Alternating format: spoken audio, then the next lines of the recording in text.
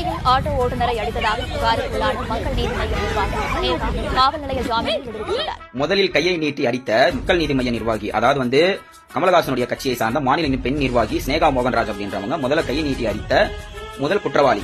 அவங்களுக்கே பார்த்தோம்னா station fail கொடுத்து வெளியில் அனுப்பியிருக்காங்க. சந்தோஷம், நம்ம வரவேற்கிறோம். ஆனா இரண்டாவதாக கை நீட்டி அடித்த அந்த ஓட்டுநர் பார்த்தோம்னா கைது பண்ணி ஜெயில போட்டுருக்காங்க. சூப்பர்ல. இப்ப முதல்ல கையை நீட்டி அடிச்சது பார்த்தோம்னா இந்த அக்கா தான் கையை நீட்டி அடிச்சது. அது தெளிவா பார்த்தோம்னா எல்லாருக்கும் அந்த வீடியோ பார்க்கும்போது தெளிவா தெரியுது. அப்படி இருக்கிறச்ச பார்த்தோம்னா இரண்டாவது பார்த்தோம்னா அவர் என் ஆட்டோல இருந்து இறங்குங்க இறங்குங்க அப்படின்னு சொல்லிட்டு அதுக்கப்புறம் அவர் கையை நீட்டி அடிச்சார். அதுக்கப்புறமா இந்த அக்கா மறுபடியும் பார்த்தோம்னா செருப்பை கழட்டி பார்த்தோம்னா அடிச்சுனே இருந்திருக்காங்க. அதை சுத்தி இருக்கிற எல்லாருமே பார்த்தோம்னா வேடிக்கை பார்த்துருங்க. அவரை பிடிக்கிறாங்க, இந்த அக்காவை பிடிக்காம அவரை பிடிச்சிட்டு இருக்காங்க. இதுல பில்டப் காமிக்கிற மாதிரி ஒருத்தன் கண்ணாடி போட்டு ஒருத்தன் வந்தான். அவன் எங்க வந்தான யார் என்ன எதுனே தெரியல, சம்பந்தமே இல்லாம உள்ள ஆஜராயிருக்கான். ஆட்டோ ஓட்டுநர் மீது வழக்கு பதிவு செய்து ஜெயில போட்ட காவல்துறை அதிகாரிகள் அதே மாதிரி பார்த்தா இந்த அக்காவின் மீது வழக்கு பதிவு செஞ்சு ஜெயில தூக்கி போட்டுருக்கணும். அதை விட்டுட்டு பார்த்தா ஸ்டேஷன் பெயில விட்டா அப்போ சட்டத்தின் மீது மக்களுக்கு ஏழை எளிய மக்களுக்கு எப்படி நம்பிக்கை வரும்?